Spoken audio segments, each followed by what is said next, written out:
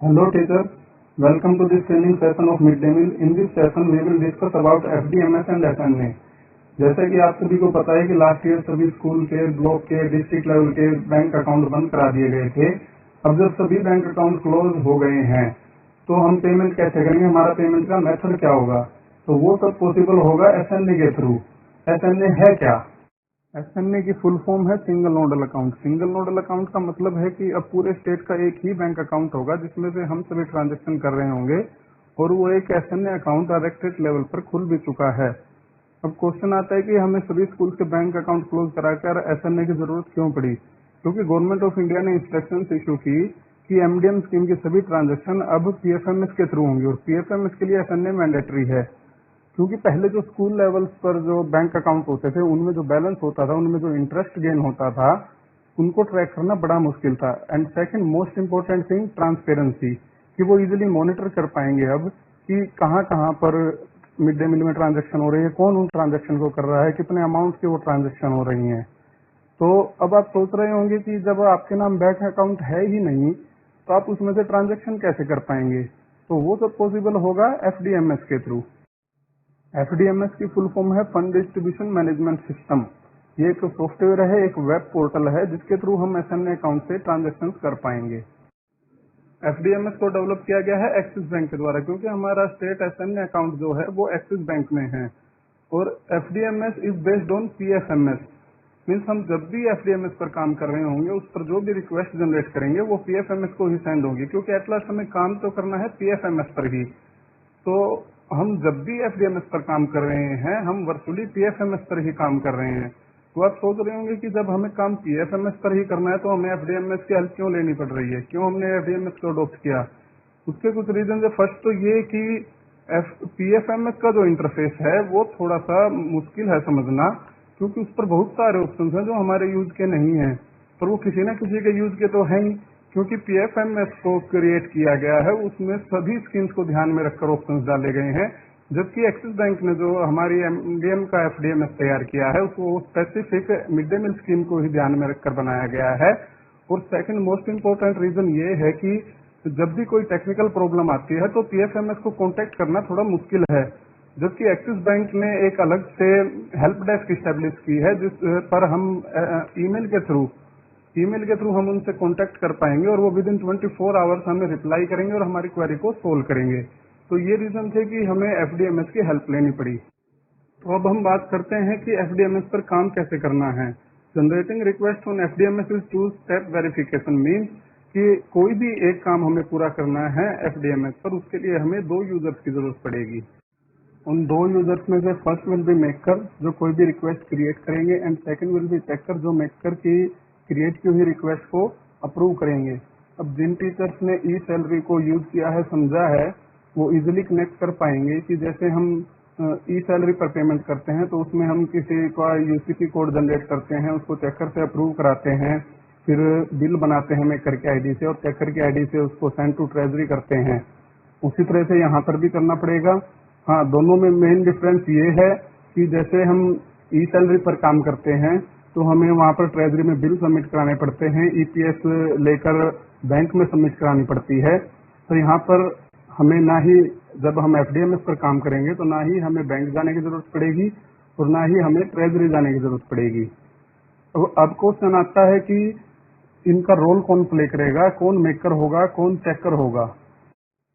तो मेकर होंगे स्कूल के mid day meal incharge and checker होंगे स्कूल हेड या DDO। प्राइमरी स्कूल के केसेस में स्कूल हेड ही चेकर होंगे और अपर प्राइमरी स्कूल के केस में DDO चेकर होंगे। अब जो primary school single teacher school हैं उनके बारे में फाइल प्रोसेस में है कि उनके नियर बाई उन स्कूल को उनकी चेकर की अथॉरिटी दी जाएगी या BO को दी जाएगी। तो जब भी आपकी यूजर नेम और पासवर्ड बनकर आएंगे आपको क्लियर हो जाएगा कि आपके मेकर चेकर कौन है। तो अब हम बात करते हैं कि मेकर्स को क्या क्या काम करना है और चेकर को क्या क्या काम करना है, उनको क्या क्या अथॉरिटी दी गई है, क्या क्या एक्टिविटीज उनको असाइन की गई हैं। तो जैसा कि आप स्क्रीन पर देख पा रहे हैं, मेकर को बेनिफिशियरी रिक्वेस्ट क्रिएट करनी है वो, और सेकंड पेमेंट रिक्वेस्ट क्रिएट करनी है। जब बेनिफिशियरी अप्रूव हो जाएगा चेकर से तो पेमेंट रिक्वेस्ट क्रिएट की जाती है, उसको बेनिफिशियरी को कितनी पेमेंट करनी है, किस चीज की पेमेंट करनी है, ये सब काम मेकर के होंगे। इसी तरह से चेकर्स को एक्टिविटीज असाइन की गई हैं मेकर की रिक्वेस्ट को अप्रूव करने की। तो फर्स्ट असाइंड एक्टिविटीज है approval of beneficiary request. Means जब भी बेनिफिशियरी रिक्वेस्ट मेकर से चेकर को मिलती है अप्रूवल के लिए, तो वो वेरीफाई करेंगे कि मेकर ने उनकी जो भी डिटेल है वो ठीक से फिल की है, उनका नाम ठीक है, उनका बैंक अकाउंट नंबर ठीक है, उनका एफएससी कोड ठीक है। अगर तो वो वेरीफाइड हैं, वो ठीक है, तो उनको अप्रूव करेंगे, अदरवाइज वो रिजेक्ट कर सकते हैं। सेकंड, इसी तरह से कि पेमेंट रिक्वेस्ट को अप्रूव करना कि जो भी उन्होंने अमाउंट डाला है बेनिफिशियरी को पेमेंट के लिए, जो भी कंपोनेंट सिलेक्ट किया है कि किस फंड से उनको पेमेंट करनी है, वो ठीक है या नहीं। तो जैसा कि हमने अभी डिस्कस किया था कि यदि हमें एफडीएमएस के थ्रू किसी को पेमेंट करनी है तो उसके दो स्टेप होंगे, दो पार्ट होंगे। पहले पार्ट में हमें उसको बेनिफिशियरी ऐड करना पड़ेगा, अपनी बेनिफिशियरी लिस्ट में ऐड करना पड़ेगा, और सेकंड उसको पेमेंट रिक्वेस्ट जनरेट करनी पड़ेगी और चेकर से अप्रूव होने के बाद उसको पेमेंट होगी। तो चलिए हम फर्स्ट पार्ट देखते हैं कि कैसे किसी बेनिफिशियरी को ऐड किया जाता है, कैसे उसको अप्रूव कराया जाता है चेकर से। एफडीएमएस पर काम करने के लिए हमें एफडीएमएस की वेबसाइट पर लॉगिन करना पड़ेगा। जो आप स्क्रीन पर देख पा रहे हैं लिंक, उस पर क्लिक करेंगे। ये अभी एक यूएटी मॉडल है, मीन्स ये सिर्फ अभी ट्रेनिंग पर्पज के लिए बनाया गया है। इसमें मेकर से रिक्वेस्ट क्रिएट भी होंगी, चेकर से अप्रूव भी होंगी, लेकिन एक्चुअल में पेमेंट नहीं होगी। हो सकता है जब ये वेब पोर्टल लाइव हो, जब ये एक्चुअल पोर्टल आएगा तो ये लिंक कुछ चेंज हो सकता है, तो उसके बारे में आपको अपडेट हम कर देंगे बाद में। और एक बात और मैं आपको बता दूं कि ये एक मोबाइल कंपैटिबल वेबसाइट है। मीन्स आप जिनके पास भी लैपटॉप या कंप्यूटर नहीं है वो इजीली अपने मोबाइल फोन पर भी इसको यूज कर पाएंगे। प्रैक्टिस के लिए एक स्कूल के आपको लॉगिन आईडी और पासवर्ड दिए जा रहे हैं, आप इसको नोट डाउन कर सकते हैं। इस सेशन के बाद आप खुद से भी प्रैक्टिस कर सकते हैं। तो जैसे ही हम ऊपर दिए गए लिंक को किसी वेब ब्राउजर में ओपन करेंगे तो वहाँ पर हमें 3 फील्ड भरने होंगे। फर्स्ट होगा क्लाइंट आईडी, जिसमें भरना होगा MDMHRA। Second user name and third password. तो आपको एज ए चेकर लॉगिन करना है तो चेकर के आईडी पासवर्ड डाल लेंगे, एज ए मेकर लॉगिन करना है तो मेकर के आईडी पासवर्ड डाल लेंगे। तो ये है एफडीएमएस की फर्स्ट लुक। यहाँ पर आप देख रहे हैं client ID, user name, password and captcha code आपको भरना होगा।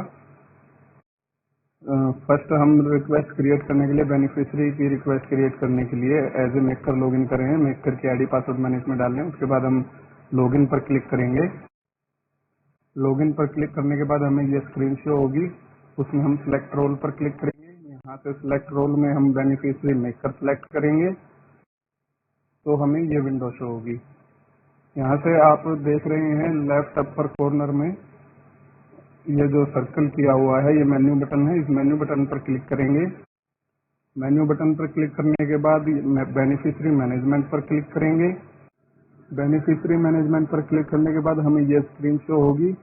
यहाँ पर क्रिएट वाया सेक्शन में जब हम सिलेक्ट बटन पर क्लिक करेंगे तो हमें 2 ऑप्शन शो होंगे। फर्स्ट है फॉर्म, सेकंड है बल्क अपलोड। फॉर्म के थ्रू हम एक बार में एक ही बेनिफिशियरी क्रिएट कर सकते हैं। बल्क अपलोड के थ्रू हम एक बार में एक्सेल फाइल अपलोड करके बहुत सारे बेनिफिशियरी अपलोड कर सकते हैं। लास्ट टाइम जैसे कोविड के टाइम पे हम स्टूडेंट्स को दे रहे थे कुकिंग कोर्स उनके अकाउंट में, तो उस केस में हम स्टूडेंट्स की एक एक्सेल फाइल क्रिएट करके बल्क अपलोड के थ्रू अपलोड कर सकते हैं और सबको एक साथ ही हम बेनिफिशियरी क्रिएट कर सकते हैं। फिलहाल प्रैक्टिस के लिए सिर्फ फॉर्म ऑप्शन को ही एक्टिवेट किया गया है, इसलिए हम फॉर्म पर क्लिक करेंगे। फॉर्म सिलेक्ट करने के बाद हमें ये फॉर्म शो होगा। यहाँ पर हमें जो मैंडेटरी फील्ड्स हैं वो भरनी जरूरी है। जिस भी फील्ड के आगे स्टार लगा हुआ है वो मैंडेटरी है, अगर उसको नहीं भरेंगे तो फॉर्म सबमिट नहीं होगा। सबसे पहले है स्कीम नेम, यहाँ पर MDM हरियाणा हम सिलेक्ट करेंगे। कंपोनेंट में आपके पास ऑप्शन आएंगे cooking cost, cook uniform, cook salary. तो जिस भी तरह की हम उनको पेमेंट करते हैं वो यहाँ पर सिलेक्ट करना पड़ेगा। बेनिफिशियरी टाइप में हमें 2 ऑप्शन मिलेंगे, इंडिविजुअल एंड वेंडर। इंडिविजुअल हम सिलेक्ट करेंगे कुक के केस में, वेंडर हम सिलेक्ट करेंगे जब अगर हम किसी शॉपकीपर को पेमेंट कर रहे हैं तो यहाँ पर हम वेंडर सिलेक्ट करेंगे। बेनिफिशियरी नेम में हम आते हैं तो यहाँ पर मैं कोई भी एक कुछ भी अपना नाम ले रहा हूँ। XYZ मैंने यहाँ पर नाम लिया है सिर्फ प्रैक्टिस के लिए, सिर्फ समझाने के लिए। तो यहाँ पर हम XYZ सिलेक्ट करेंगे बेनिफिशियरी नेम में। थोड़ा नीचे की तरफ हमें बेनिफिशियरी की एड्रेस डिटेल भरनी होगी। यहाँ पर स्टेट कोड हम 6 लेंगे क्योंकि हरियाणा का LGD कोड 6 है। डिस्ट्रिक्ट कोड 64 लेंगे क्योंकि झज्जर का जो LGD कोड है वो 64 है। और यदि आप किसी और डिस्ट्रिक्ट से हैं तो ये फॉर्म सबमिट करने के बाद मैं आपको दिखा दूंगा कि डिस्ट्रिक्ट वाइज सबके अलग अलग कोड LGD कोड क्या हैं। उसके बाद हम ये सारी मैंडेटरी फील्ड भरेंगे, बैंक अकाउंट नंबर भरेंगे। यहाँ पे मैंने ऐसे ही कोई भी 7777 बैंक अकाउंट नंबर लिया है। IFSC कोड जैसे ही हम डालेंगे उनका बैंक नेम ऑटो पॉपुलेट होगा, यहाँ पर अपने आप आ जाएगा बैंक का नाम। स्टेटस एक्टिव रखेंगे, उसके बाद हम सबमिट बटन पर क्लिक कर देंगे। जैसे ही सभी मैंडेटरी फील्ड भरने के बाद हम सबमिट बटन पर क्लिक करेंगे, हमें ये मैसेज शो होगा, your request number so and so is sent for approval. Sent for approval का मतलब है ये रिक्वेस्ट अप्रूवल के लिए गई है कहाँ, चेकर को। ये सभी डिस्ट्रिक्ट के LGD कोड्स हैं। जज्जर से अगर आप किसी और डिस्ट्रिक्ट के हैं तो यहाँ से अपने डिस्ट्रिक्ट का LGD कोड नोट कर सकते हैं। रिक्वेस्ट अप्रूवल के लिए सेंड होने के बाद हम चेकर की ID से लॉगिन करेंगे। सिलेक्ट रोल पर क्लिक करने के बाद हम यहाँ से बेनिफिशियरी चेकर सिलेक्ट करेंगे।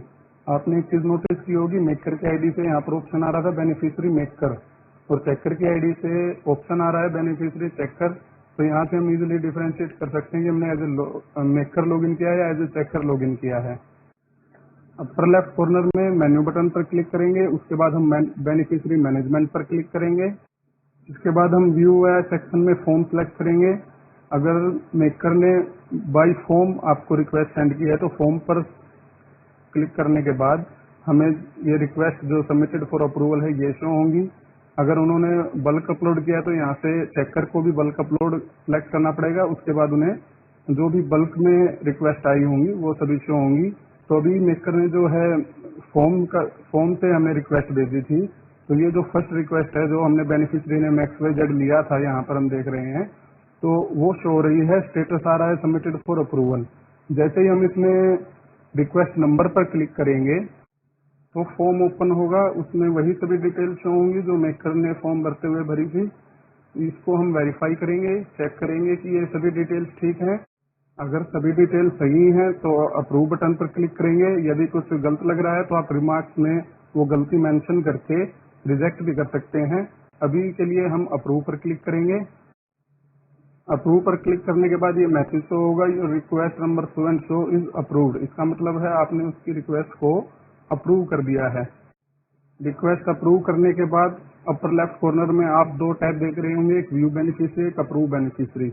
व्यू बेनिफिशियरी पर क्लिक करके जो आपने रिक्वेस्ट अप्रूव की थी उसका आप स्टेटस देख सकते हैं, क्योंकि जैसे ही आप अप्रूव करते हैं तो वो PFMS को रिक्वेस्ट सेंड की जाती है। यहाँ पर आप PFMS एक्नॉलेजमेंट देख रहे हैं, नो। यहाँ पर जब ये अप्रूवल आ जाएगा यहाँ पर PFMS पे, तब ये आपकी बेनिफिशियरी लिस्ट में शो होने लग जाएगा। इसको अप्रूवल में 1 घंटा भी लग सकता है, 1 दिन भी लग सकता है, 1 हफ्ता भी लग सकता है, मैक्सिमम 10 दिन का टाइम होता है PFMS की तरफ से। ऑन एवरेज इसमें लगभग 2 दिन लगते हैं। तो जैसा कि फर्स्ट पार्ट में हमने देखा कि कैसे हम बेनिफिशियरी की रिक्वेस्ट क्रिएट करते हैं, कैसे इसको चेकर की ID से अप्रूव करते हैं, तो सेकंड पार्ट में हम देखेंगे कैसे उस जो अप्रूवल आई है बेनिफिशियरी की उसको हम कैसे पेमेंट रिक्वेस्ट क्रिएट करेंगे, कैसे उसको पेमेंट करेंगे, कैसे चेकर से उसको अप्रूव करेंगे। तो जैसा कि आपको पता है अब कि कोई भी रिक्वेस्ट क्रिएट करने का काम मेकर का है, तो पेमेंट रिक्वेस्ट क्रिएट करने के लिए भी हम मेकर की ID से लॉगिन करेंगे। लॉगिन के बाद सिलेक्ट रोल में अब की बार हम पेमेंट मेकर सिलेक्ट करेंगे, क्योंकि अब हम पेमेंट के लिए रिक्वेस्ट क्रिएट कर रहे हैं। फिर हम अपर लेफ्ट कॉर्नर में मेन्यू बटन पर क्लिक करेंगे, उसके बाद पेमेंट रिक्वेस्ट पर क्लिक करेंगे। क्रिएट वायर सेक्शन में सिलेक्ट पर क्लिक करके हम फॉर्म को सिलेक्ट करेंगे। फॉर्म पर क्लिक करने के बाद हमें ये पेमेंट फॉर्म शो होगा। यहाँ पर स्कीम नेम में हम MDM हरियाणा सिलेक्ट करेंगे। कंपोनेंट में यदि हम सपोज किसी शॉपकीपर को कुकिंग कॉस्ट पे कर रहे हैं तो कुकिंग कॉस्ट यहाँ पर सिलेक्ट करेंगे। यदि किसी कुक को उनकी सैलरी पे कर रहे हैं तो कुक ऑनोरेरियम यहाँ पर सिलेक्ट करेंगे। यदि उनको यूनिफॉर्म के पैसे दे रहे हैं हम तो यहाँ पे कुक यूनिफॉर्म सिलेक्ट करेंगे। उसके बाद यहाँ पर हम नेक्स्ट टैब में अपना स्कूल का नाम आ रहा होगा, यहाँ पर वो सिलेक्ट करेंगे। उसके बाद sanction number oblique budget ID, जिस भी सैंक्शन नंबर के थ्रू आपके पास उसी स्पेसिफिक कंपोनेंट में, सपोज यहाँ पर कुकिंग कॉस्ट कंपोनेंट हमने सिलेक्ट किया है और उस सैंक्शन नंबर के तहत जिस डिस्ट्रिक्ट में आपको बजट अलॉट किया हुआ होगा, जिसको हम PFMS की लैंग्वेज में लिमिट बोलते हैं, वो लिमिट जिस भी सैंक्शन नंबर से आपके पास आई होगी वो आपको यहाँ पर सिलेक्ट करना पड़ेगा। एग्जाम्पल के लिए हमने एक बजट ID क्रिएट की हुई है कुकिंग कोर्स जजर 2022-23, इसको हम यहाँ पे सिलेक्ट करेंगे। इसमें मैंने इसी कंसर्न स्कूल को 10,000 रुपये लिमिट अलॉट की हुई है आपको सिर्फ शो करने के लिए। उसके बाद हम एक्सपेंस टाइप में कैपिटल सिलेक्ट करेंगे। इसी फॉर्म में नीचे की तरफ आप देखेंगे सिलेक्ट बेनिफिशियरी, तो जो भी रिक्वेस्ट चेकर ने अप्रूव की होगी और जिनकी अप्रूवल हमें पीएफएमएस से भी मिल चुकी होगी वो सभी बेनिफिशियरी यहाँ पर शो होंगे। अभी ट्रेनिंग के लिए 4 ये हमने अप्रूव करा के रखे हुए हैं पीएफएमएस से, क्योंकि ट्रेनिंग की साइट है तो यहाँ पर रिक्वेस्ट पीएफएमएस को नहीं जाती है अभी, लेकिन सिर्फ ट्रेनिंग पर्पज के लिए 4 हमने अप्रूव करा के रखे हुए हैं। इसमें से एग्जाम्पल के तौर पर मैं अब निर्मला को सिलेक्ट कर रहा हूँ। बेनिफिशियरी नेम सिलेक्ट करने के बाद आप आगे देख रहे होंगे एक टैब है फंड रिलीज अवेलेबल। तो जैसा मैंने आपको बताया था कि मैंने अभी इसी कंपोनेंट में 10,000 रुपये लिमिट अभी इश्यू की है स्कूल को, तो आपके पास उस कंपोनेंट में उस स्पेसिफिक आईडी के अगेंस्ट जितना भी बजट अवेलेबल होगा वो यहाँ पे शो होगा। यहाँ पर जो 10,000 रुपये शो हो रहा है उससे नेक्स्ट टैब है ग्रोस पेमेंट अमाउंट, कि हमने निर्मला को पे कितने करने हैं। अब हम 10,000 से ज्यादा नहीं कर पाएंगे क्योंकि हमारे पास 10,000 ही अवेलेबल है, तो मैं यहाँ पर 3,000 रुपये डाल रहा हूँ। 3,000 रुपये डाल के हम सबमिट बटन पर क्लिक करेंगे। जैसे ही हम सबमिट बटन पर क्लिक करेंगे तो ये मैसेज हमें शो होगा जैसे बेनिफिशियरी के टाइम पे शो हो रहा था, your request number so and so is send for approval. तो इसका मतलब है आपकी पेमेंट रिक्वेस्ट चेकर को सेंड हो चुकी है। फिर से हम चेकर की आईडी से लॉगिन करेंगे, सेलेक्ट रोल में पेमेंट चेकर सेलेक्ट करेंगे। उसके बाद अपर लेफ्ट कॉर्नर में हम मेन्यू बटन पर क्लिक करेंगे, उसके बाद पेमेंट रिक्वेस्ट पर क्लिक करेंगे। पेमेंट रिक्वेस्ट पर क्लिक करने के बाद हमें ये स्क्रीन शो होगी। यहाँ पर आप देख पा रहे होंगे हमने रेड रेक्टेंगल में हाईलाइट किया है जो रिक्वेस्ट मेकर ने सेंड की थी। अमाउंट इसमें शो हो रहा है 3,000 रुपये रिक्वेस्ट नंबर पर। उसके बाद हम क्लिक करेंगे। रिक्वेस्ट नंबर पर क्लिक करने के बाद हमें ये फॉर्म शो होगा। यहाँ पर जो भी मेकर ने डिटेल्स डाली हुई हैं वो हमें शो होंगी। यहाँ पर आप अमाउंट देख पाएंगे 3,000। यहाँ पर बेनिफिशियरी नेम देख पाएंगे कि किस बेनिफिशियरी को पे कर रहे हैं। कंपोनेंट कोड देख पाएंगे कि किस कंपोनेंट से हम उनको पे कर रहे हैं। अगर सभी डिटेल्स सही हैं तो आप अप्रूव बटन पर क्लिक करेंगे। अप्रूव पर क्लिक करने के बाद ये मैसेज शो होगा रिक्वेस्ट अप्रूव्ड। इसका मतलब है आपकी रिक्वेस्ट अप्रूव हो गई है। यदि कोई टेक्निकल प्रॉब्लम नहीं होती है तो सेम डे ही अमाउंट जो है बेनिफिशियरी के अकाउंट में ट्रांसफर हो जाएगा। आपको मैं यहाँ पर एक बात और बता दूं कि आपको बेनिफिशियरी सिर्फ एक बार ऐड करना है, उसके बाद आप जब चाहें उसको पेमेंट रिक्वेस्ट क्रिएट कर सकते हैं। रिक्वेस्ट अप्रूव होने के बाद आप व्यू पेमेंट रिक्वेस्ट में जाकर अपनी रिक्वेस्ट का स्टेटस भी चेक कर सकते हैं। यहाँ पर पेमेंट पेंडिंग शो हो रहा है क्योंकि ये ट्रेनिंग साइट है, यहाँ पर अप्रूवल नहीं आएगी। और ये मैं आपको बता दूं कि जैसे बेनिफिशियरी व्यू बेनिफिशियरी भी था और यहाँ पर व्यू पेमेंट रिक्वेस्ट है, ये दोनों ऑप्शन चेकर एंड मेकर दोनों की आईडी पर अवेलेबल हैं। आज की ट्रेनिंग में बस इतना ही। जल्दी हम नेक्स्ट ट्रेनिंग रखेंगे। आज तो जैसे हमने पहले से स्क्रीनशॉट लेकर रखे हुए थे उसमें ही आपको समझा रहे थे, तो ये सिर्फ एक थ्योरी के तौर पर था। नेक्स्ट टाइम जब भी ट्रेनिंग रखेंगे हम आपको रियल टाइम यूज करके दिखाएंगे तो वहाँ पर कैसे यूज करते हैं। तब तक के लिए good bye. Thank you very much for your patience and cooperation. और हो सकता है कि जब आपके यूजर नेम एंड पासवर्ड आ जाएं तो हम एक फिजिकल ट्रेनिंग रखेंगे ब्लॉक लेवल पर या क्लस्टर लेवल पर। तो गुड बाय।